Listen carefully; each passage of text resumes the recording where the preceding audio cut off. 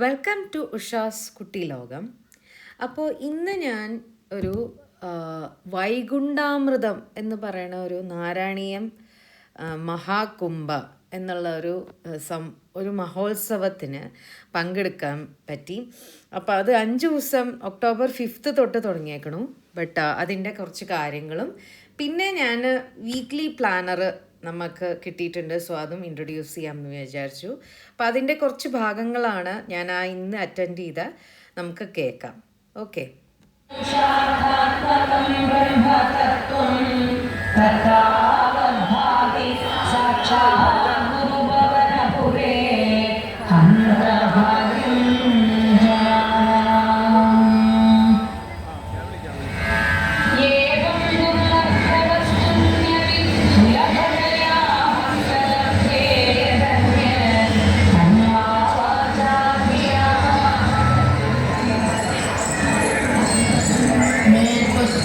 Auditorium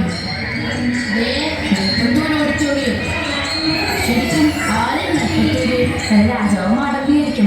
അല്ലാതെ എത്ര വരെ സ്മാരകം പണിയില്ലല്ലോ. നീ ചുമ്മാ ഒരു മുറിച്ച് പറയാ.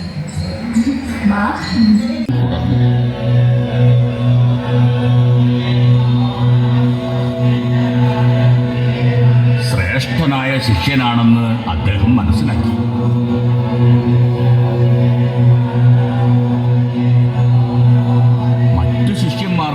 വിദ്യ പകരാൻ മാത്രം പ്രാപ്തനായി. അപ്പം നാരായണീയം എന്നുള്ള ഒരു ഗ്രന്ഥം, അതിൻ്റെ സംസ്കൃത് ഇത് രചിച്ചത് മേൽപ്പത്തൂരാണ്.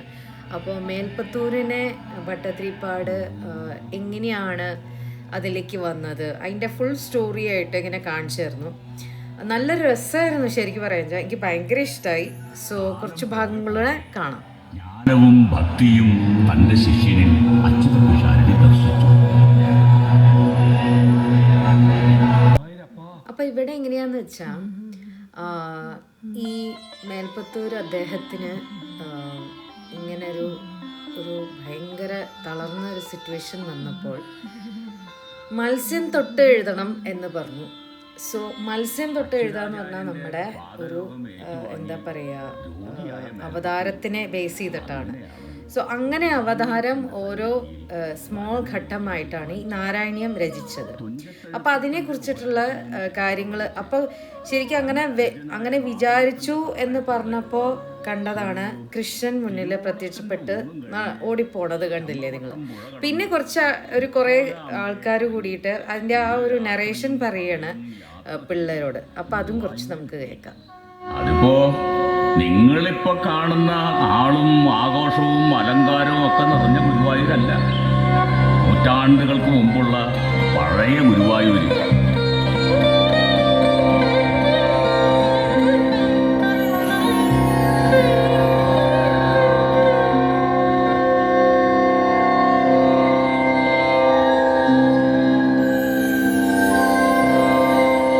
പിന്നെന്താ കാണിക്കണേന്ന് വെച്ചാൽ ഇദ്ദേഹം ഗുരുവായൂർ വന്നിട്ട് ഇരുന്നിട്ട് അവിടെ ഇരുന്നുകൊണ്ട് ഫുൾ രചിച്ചു നാരായണീയം.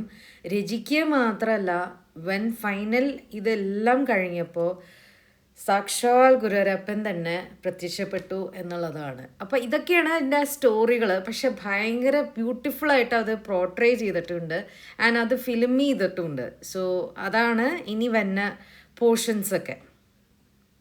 രോഗത്തിന് ശമനമുണ്ടാകാൻ തുടങ്ങി.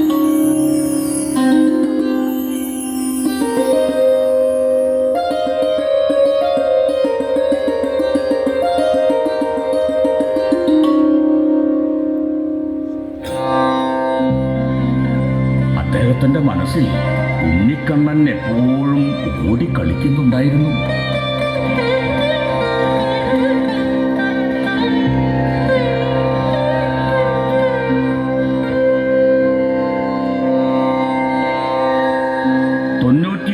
ദശകം കഴിഞ്ഞ് 100-ാം ദശകത്തിൽ എത്തിയപ്പോൾ ആ മഹാ അത്ഭുതം സംഭവിച്ചു.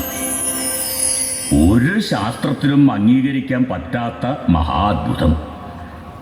സാക്ഷാൽ ഗുരുവായൂരപ്പൻ വേണുഗോപാലന്റെ രൂപത്തിൽ മേൽപ്പത്തൂരിന് മുന്നിൽ പ്രത്യക്ഷപ്പെട്ടു.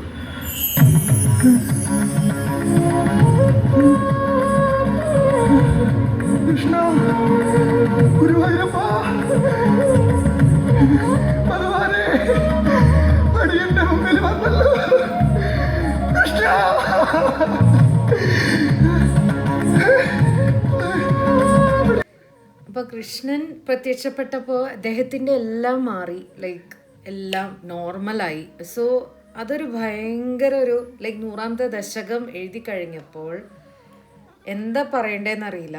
അങ്ങനെയാണ്. അപ്പോൾ പിന്നെയാണ് ആ നാരായണീയ എന്ന് പറയുന്ന ആ ഒരു ഗ്രന്ഥത്തിന് ഭയങ്കര ഒരു ഇഫക്റ്റ് വന്നത്.